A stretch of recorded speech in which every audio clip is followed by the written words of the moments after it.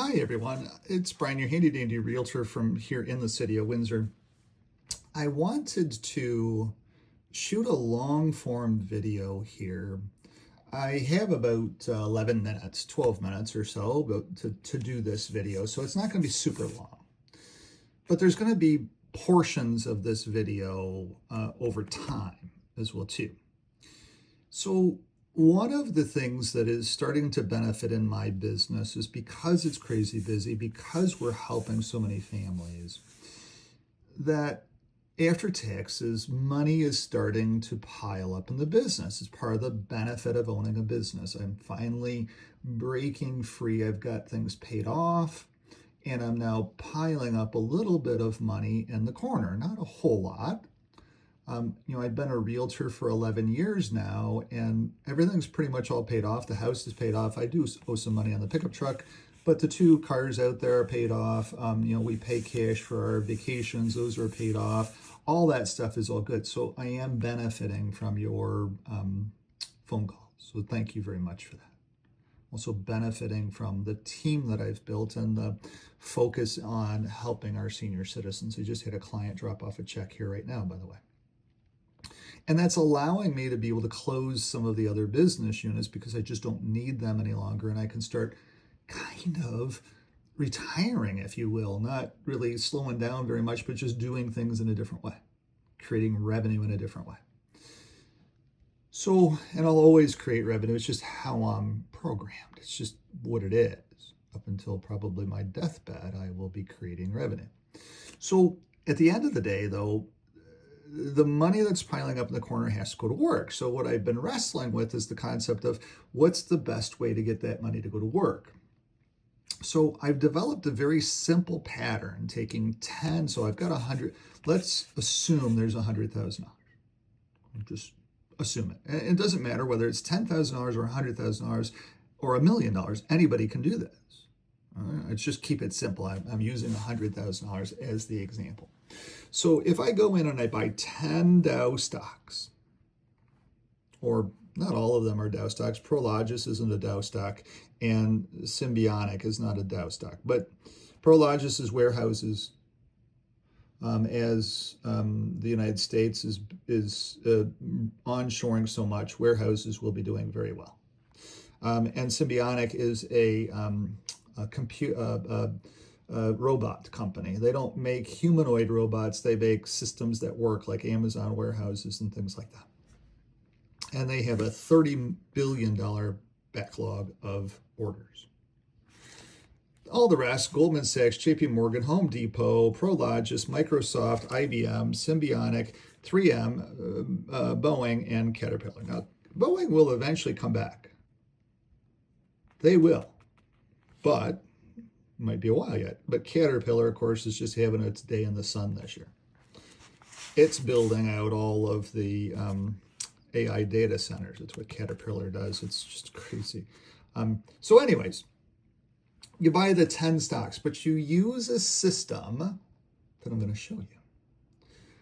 On the day before December 31st, so this starts in January of 2025. So December 31st, you use the spreadsheet, and as long as this column is green on December 31st, so right up here, 0.8388, as long as this column is green, you buy, put $10,000 to work in Goldman Sachs. And you hold it for the whole month, no matter what it does, as long as it doesn't start working against you really, really hard. The data sets change. You have to pay a little bit of attention to it, but not a whole lot. You just hold it for the whole month, basically.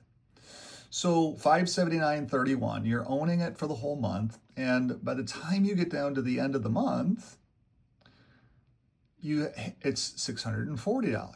So you had this gain from $579 to $640. That was a 10.47% gain.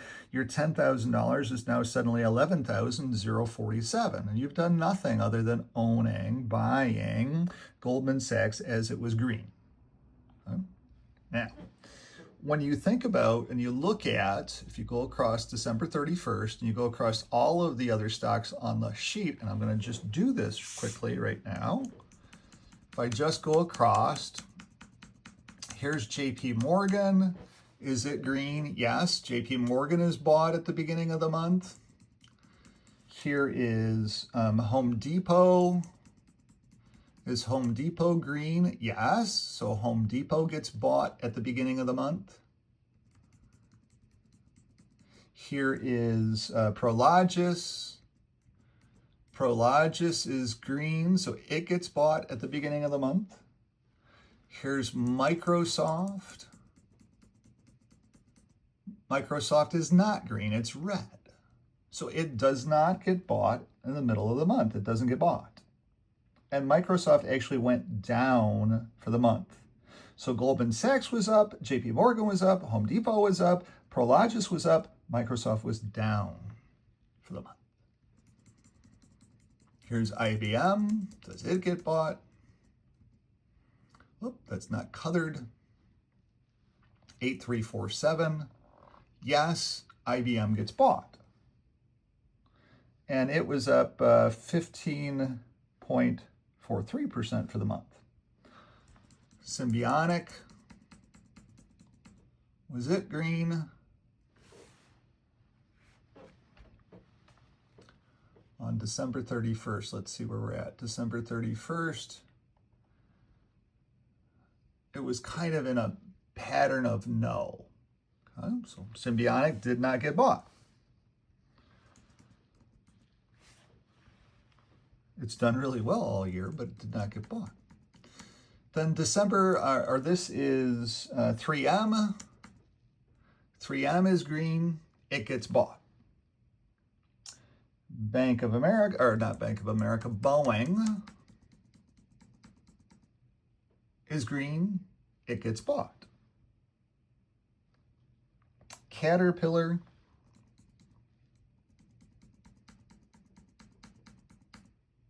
is green, it gets bought.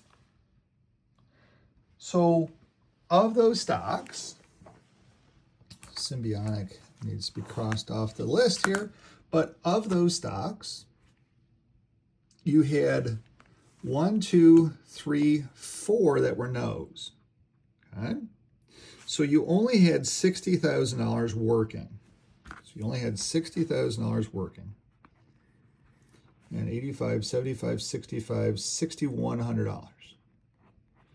So by the time you got to the end of the month, your $100,000 or your $60,000, sorry, your $60,000 grew by $6,100. So that's real money you could take out of the account and do whatever you wish to. Pay down debt, do whatever you wish to with it. Go on a cruise, do whatever you want to. Now, there's some tax ramifications to this. There are. But there's tax ramifications to everything you do that creates any money anywhere on the globe. So we're not going to get into the tax ramifications on this video. But my $100,000 has grown to $106,100 by doing nothing other than buying the green stocks on the day before the month begins. Now, as I turn into February, February made me shiver. February was a really tough month in business. It was a really tough month in the stock market. There was a lot of things going on in February. And the return in February was only 1%.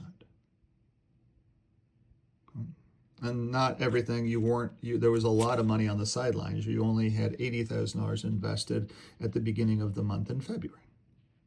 You actually only made 1%. So your $100,000 grew to $101,000. You could take that $1,000 out and do whatever you wanted to do with. Then March was also exceptionally challenged. You only had $20,000 that met the requirements to be in the market on the 1st of March. And as it turns out, you had a negative 1.01% gain. So you lost $1,000. Your $100,000 is now $99,000. But then we get into April, the spring is in the air, all of that stuff. And in April, you actually had a 3.63% gain. 3.63% gain. So your $100,000 made $3,637. Money that you could take out, pay debt, do whatever you wanted to do with, go around the world cruise, whatever, because you would still have your $100,000. May returned 9.58%. Every stock triggered and every stock had a gain. All of them did. May was a great month. You had the full $100,000 invested and you earned a 9.58. So your $100,000 grew to $109,589. So that $9,589 you could have taken out and done anything you want to with. You paid your tax. You're going to have a $4,000 tax bracket for that. So here's June. June returned 6.63%. And you only had $70,000 working at the beginning of June. Here's July. July returned 5.6%. So you had $5,613. Here's August. August, which is when everybody kind of takes off and goes away anyway, 1.45%. So you made $1,400, and you only had $90,000 invested. You made 1.45%, 1.415%. So $1,415 in August. September, things turned up. You made 4.223%, or $4,223, or I'm sorry, $4,223 on your $100,000. Money you can take out, pay down debt, do whatever you want to do with, because it's your money, minus taxes. Here is October so far. October so far has just been through the roof. Literally through the roof. One of the best months for investing ever. You had $90,000 working at the beginning of the month, and you made 7.79%, or $7,790,000 on your $100,000. Again, that's about $3,500 after taxes, $4,000 after taxes that you could have taken out, pay down debt, do whatever you want to do with. It's your money. Or you could keep it in there and let it continue to keep compounding. Now, based upon all of that, now what I've done here is I've added $5,000 a month. Because my business throws off more than that.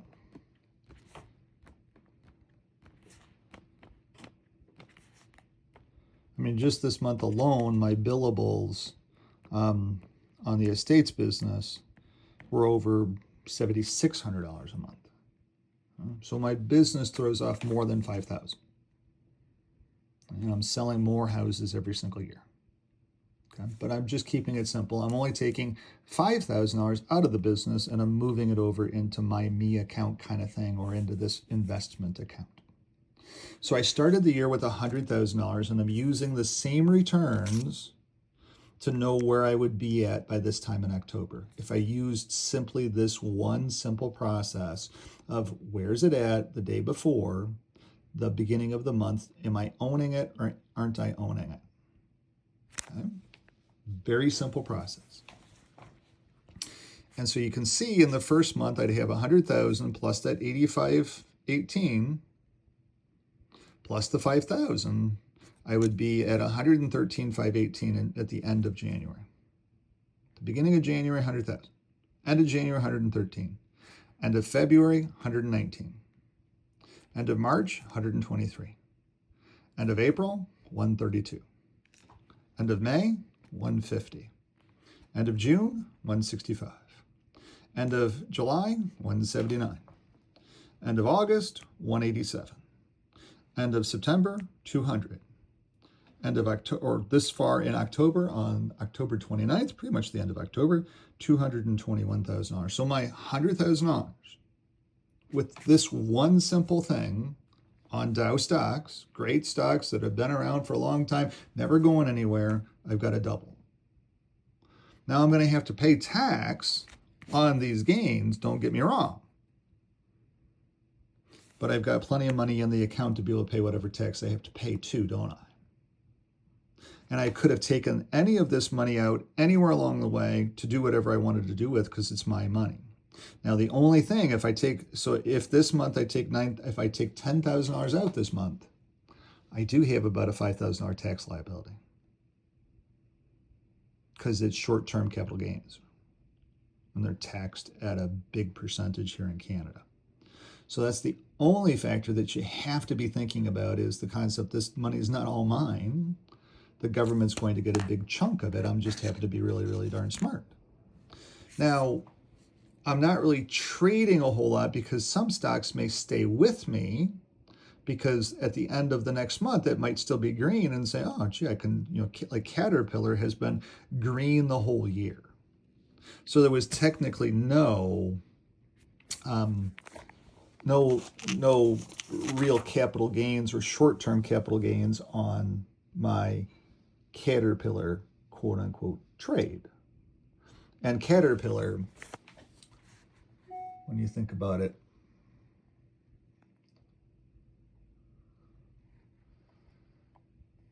went from, if we look here, Caterpillar went from $365, $365,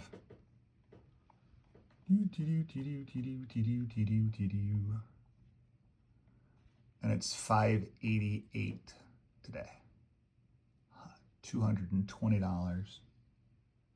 An amazing gain in Caterpillar. They're building out all of the data centers all across the United States for all of this AI stuff that's taking away all the jobs at Amazon. All the jobs are going to Caterpillar, building these AI data centers. So you can see how developing out some very, very simple patterns and some very, very simple processes, very simple rules, instead of putting my 100th, because one of the things that I've been wrestling with is, do I keep my life insurance license and manage just my own block of business? Well, okay, great. If I would have put $100,000 into a segregated fund, then so far this year, let's say I would have had about a 9% return. So I would have had about a $9,000 gain.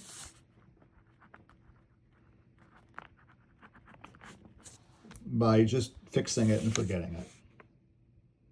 Or because I have a degree in finance and because of what I've developed in all of the years of research that I've been looking at this, I have 85, 95, 85, 9,000, 19, 20, 21, 30, 39, 40, 41, 49, 59. I got $65,000 worth of gains. Which would I rather have, $9,000 or $65,000?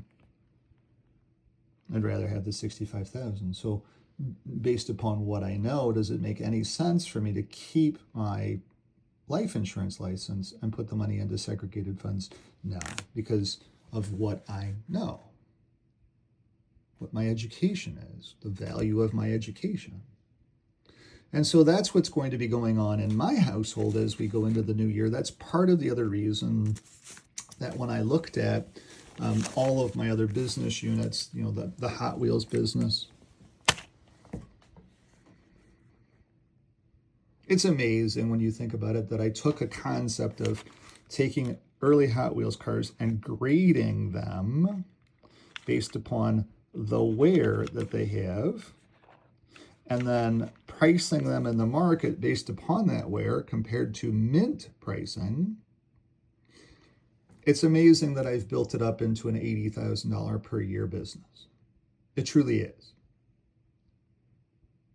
But it's also a distraction from a pure profit business, which is just my brain power doing my insurance or my appraisals and estate cleanout business. I make more money doing that. I mean, my billables this month alone were almost $9,000 in that business. And that minus labor cost, the profits in that business were about $3,500. Do I need to do anything else? No. I'm a realtor. I am a estate specialist. And I'm starting to travel to London. And to be honest with you, my London website is starting to generate business as well too. And I just don't need to be doing it anymore. Is it fun to look back on it and say, yeah, I created this little business that was doing very, very well? Yeah, it's okay. But it's time to get rid of playing with toys as well too, because as this money starts piling up in here, this is real money, $8,518. 4,250 of that could have come out. And that's a 16-day Hawaiian cruise with airfare. Why not do that instead? So there is these trade-offs. But so this video quickly. It is a little long form. Wanted to shoot it because I wanted to get you guys an idea of what I'm working on, what I'm building out. And it's very systematic, what I'm building out, what's on my head, so that I have set rules when I start to manage my own money. As it's now going to start piling up faster in the bank account. Just is. And I got to pay attention to my money. There's no better person to manage your money than you. As long as you have time and enjoy it and understand it. And with what I've been building out with the spreadsheet over and over and over, it's always historically worked. And I know what I'm looking at when I'm looking at all of these X's and O's and numbers and stuff. So it's 4:11. I got to get out to LaSalle for 5 o'clock to get a listing signed on Estates Park. 549 Estates Park is getting listed tonight or getting signed tonight. It will be signed at 589.9. It is a beautiful, large house. Thanks for watching. Have a great day. Bye-bye.